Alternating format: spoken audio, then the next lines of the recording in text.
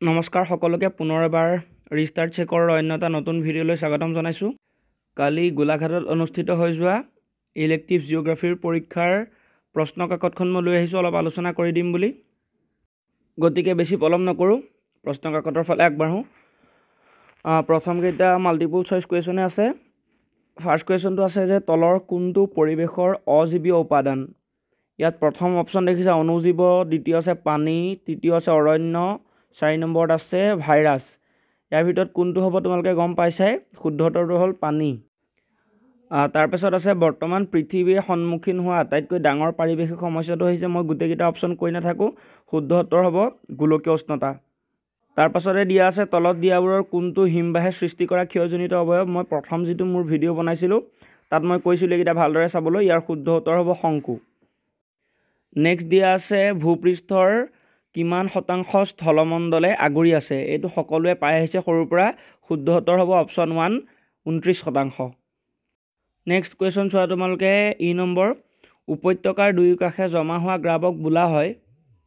ইয়াৰ দিয়া শুদ্ধ উত্তৰ কোনটো হ'ব, শুদ্ধ উত্তৰ হ'ব অপশ্যন 1 পাৰ্শ্বগ্ৰাফ। তাৰপিছতে আছে ভাৰতৰ মৌচুমী অঞ্চলৰ বছৰি গড় বৃষ্টিপাতৰ পৰিমাণ। ইয়াৰ শুদ্ধ উত্তৰ হ'ব 4 নম্বৰৰ অপশ্যনটো 200 চেণ্টিমিটাৰ। তাৰপাছত আছে উলুমা উপত্যকাৰ সৃষ্টি কৰা কাৰকটো হ'ল, এইটো তোমালোকে নিশ্চয় জানাই, ইয়াৰ শুদ্ধ উত্তৰ হ'ব অপশ্যন 1 হিমবাহ।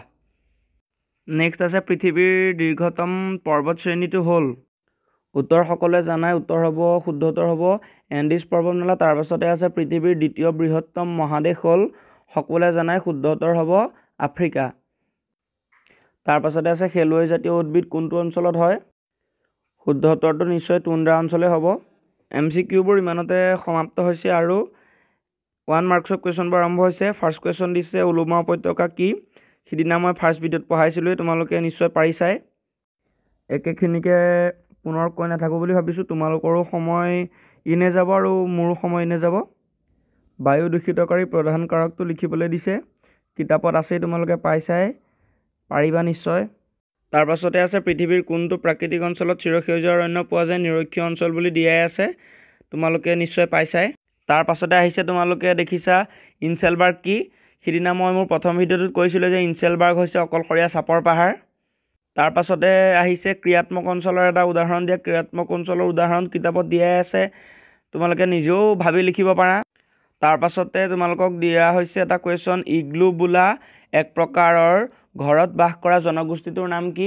এস্কিম'সকল বুলি তোমালোকে পাইছাই। আঞ্চলিক ভূগোলত যি 9টা অঞ্চল ভাগ কৰি দিয়া হৈছিল তাৰে 9 নম্বৰ অঞ্চলটোতে পঢ়িলে তোমালোকে ইয়াৰ উত্তৰটো পাই যাবা।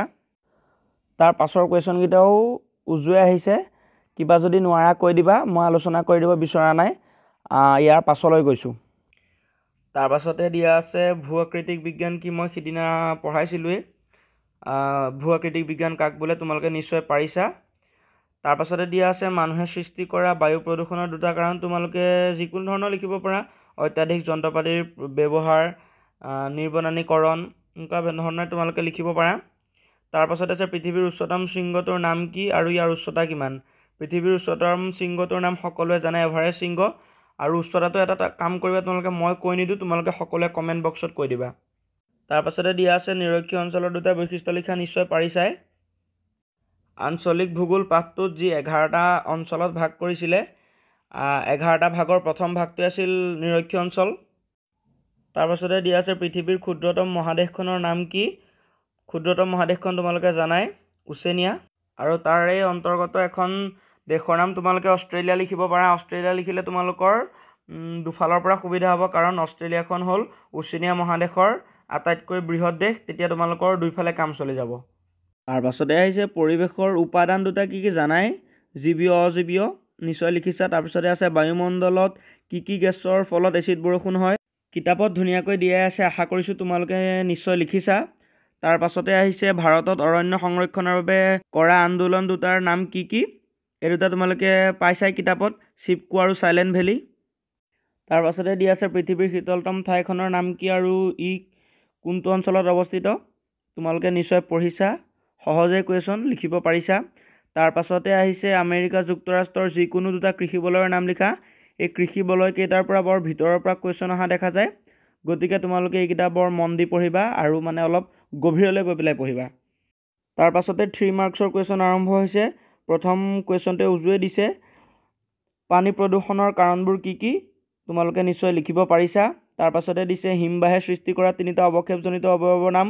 মই সিদিনা মোৰ প্ৰথম ভিডিঅ'টোত কৈছিলোঁৱেই, তোমালোকে লিখিব পাৰা এস্কাৰ, ড্ৰামলিন, কেম। লিখিলে তোমালোকৰ শুদ্ধ হ'ব। 3টা লিখি দিলে 3 মাৰ্কছ পালাই। তাৰ পাছতে দিছে সমধৰ্মী অঞ্চল আৰু ক্ৰিয়াত্মক অঞ্চলৰ মাজত পাৰ্থক্য লিখা।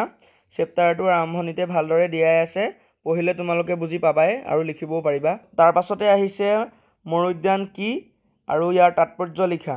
সিদিনা মই কৈছিলোঁৱেই যে ইম্পৰ্টেণ্ট কুৱেশ্যন বুলি, আহিবও পাৰে আৰু আহিছে, তোমালোকে নিশ্চয় লিখিব পাৰিছা। আমেৰিকা যুক্তৰাষ্ট্ৰৰ প্ৰাকৃতিক বিভাগ কেইটা কি কি, এইটো কুৱেশ্যন খুব অহা দেখা যায়, তোমালোকে লিখিব পাৰিছা বুলি ভাবিছোঁ। যদি পঢ়াও নাই পাছৰ পৰীক্ষালৈ চাবা, এইটো কুৱেশ্যন খুব আহিয়ে থকা দেখা যায়। তাৰ পাছতে দিছে সাম্প্ৰতিক সময়ত পাৰিৱেশিক সমস্যা বৃদ্ধি পাই অহা 3টা কাৰণ লিখা। এনেকুৱা কুৱেশ্যন প্ৰায় অহা দেখা যায়। 3টা তোমালোকে পইণ্ট লিখি দিলে 3 মাৰ্কছ পাই যাবা।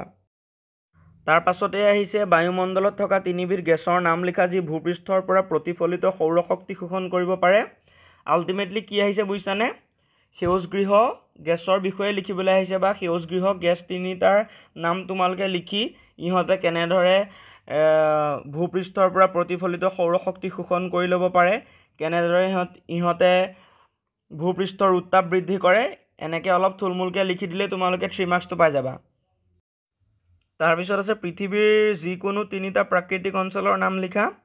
এইকেইটা মই নিশ্চয় ক'ব নালাগে, লিখিব পাৰিছাই। 3টা প্ৰাকৃতিক অঞ্চলৰ নাম লিখি দিলে 3 মাৰ্কছ পালাই। এছিয়া মহাদেশৰ অন্তৰ্গত 3খন মৰুভূমিৰ নাম লিখা। নিশ্চয় পাৰিছা বুলি ভাবিছোঁ।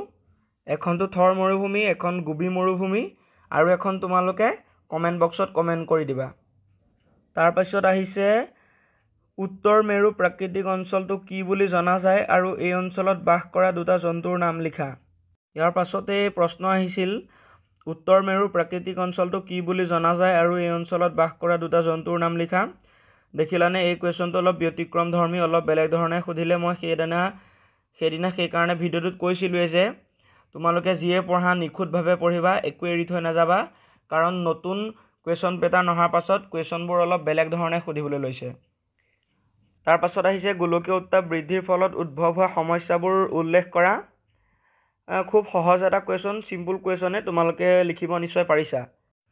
তাৰ পাছতে আহিছে আমেৰিকা যুক্তৰাষ্ট্ৰৰ প্ৰধান উদ্যোগ অঞ্চল কেইটাৰ নাম লিখা, তাৰে এটা অঞ্চলৰ বিতং বিৱৰণ দিয়া। এই উদ্যোগ অঞ্চল বা কৃষি অঞ্চল যিয়েই নহওক, এনেকুৱাবোৰৰ পৰা কুৱেশ্যন আহি গ'লে পটককৈ মানে খেলি মেলি লাগি যায়, মানে মোৰ খেলি মেলি লাগি গৈছিল। আৰু সিদিনা মই তোমালোকক কৈছিলোঁৱেই যে 10ম শ্ৰেণীত পাই অহা প্ৰতিটো অভিজ্ঞতা মই তোমালোকৰ লগত ভাগ বতৰা কৰিম। গতিকে মই কৈ দিছোঁ, এনেকুৱা খেলি মেলি যাতে তোমালোকৰ নালাগক, ভালদৰে পঢ়ি যাবা। ইয়াৰ পাছৰ কুৱেশ্যনটো দেখি মইতো আচৰিতেই হৈ গ'লোঁ, কাৰণ সিদিনা যিটো মই প্ৰথম ভিডিঅ' বনাইছিলোঁ তাত মই কৈছিলোঁ যে এনেধৰণেৰে এটা প্ৰশ্ন হ'ব পাৰে গ্ৰাফৰ ওপৰত, আৰু মই যেনেধৰণে কৈছোঁ তেনেধৰণে প্ৰশ্নটো আহিয়ে গৈছে। তোমালোকে দেখিছা, যিখিনিয়ে ভিডিঅ'টো চাইছিলা সকলোৱে গম পাইছা এইটো কুৱেশ্যন মেট্ৰিকতো অহাৰ চান্স আছে, গতিকে চোৱাটো ভাল তোমালোকৰ কাৰণে। তাৰপিছতে আমি একদম লাষ্টৰ কুৱেশ্যন পালোঁহি, যিটো আহিছিলে 6 মাৰ্কছৰ কাৰণে। তুমি বসবাস কৰা দেশখন কোনখন মহাদেশৰ অন্তৰ্গত আৰু ইয়াৰ ভূ প্ৰকৃতিৰ বৈশিষ্ট্য আৰু জনসংখ্যা বিতৰণ সম্পৰ্কে এটি চমু বৰ্ণনা দাঙি ধৰা। এইটো ডাইৰেক্টটো কিতাপত বাৰু নোপোৱা, অলপ থুলমূল আভাস এটা পাবা। অলপ নিজৰ ফালৰ পৰাও 2টা লাইন সংযোগ কৰি তোমালোকে লিখিব লাগিব। মই এতিয়া এক্সপ্লেইন কৰি নিদিওঁ বুলি ভাবিছোঁ। যদি তোমালোকৰ প্ৰয়োজন হয় কমেণ্ট কৰিবা, মই নিশ্চয় সহায় কৰিবলৈ চেষ্টা কৰিম। গতিকে আজি ভিডিঅ'টো ইমানতে সামৰণি মাৰিছোঁ। সিদিনা মই যেনেধৰণে ভিডিঅ'টো বনাইছিলোঁ, প্ৰথম ভিডিঅ'টো কেনেকুৱা ধৰণৰ কুৱেশ্যন আহিব পাৰে বা কেনেধৰণে লিখিলে ফুল মাৰ্কছ পাবলৈ সক্ষম হ'বা, বাকীকেইটা লেচনৰো তেনেকৈ তোমালোকক এটা থুলমূল আভাসৰ ভিডিঅ' লাগিব নেকি জনাবা। যদি লাগে কমেণ্ট বক্সত জনাই দিবা, মই বনাবলৈ চেষ্টা কৰিম। গতিকে আজিৰ ভিডিঅ'টো ইমানতে সামৰণি মাৰিছোঁ। সকলো ভালে থাকা, সুস্বাস্থ্যৰ অধিকাৰী হৈ থাকা। সকলোৰে আহিবলগীয়া দিনবোৰ ভাল হওক, পৰীক্ষাও যাতে ভাল হয় তোমালোকৰ, তাৰে কামনাৰে আজি ইমানতে তোমালোকৰ মাজৰ পৰা মই বিদায় মাগিছোঁ। ধন্যবাদ।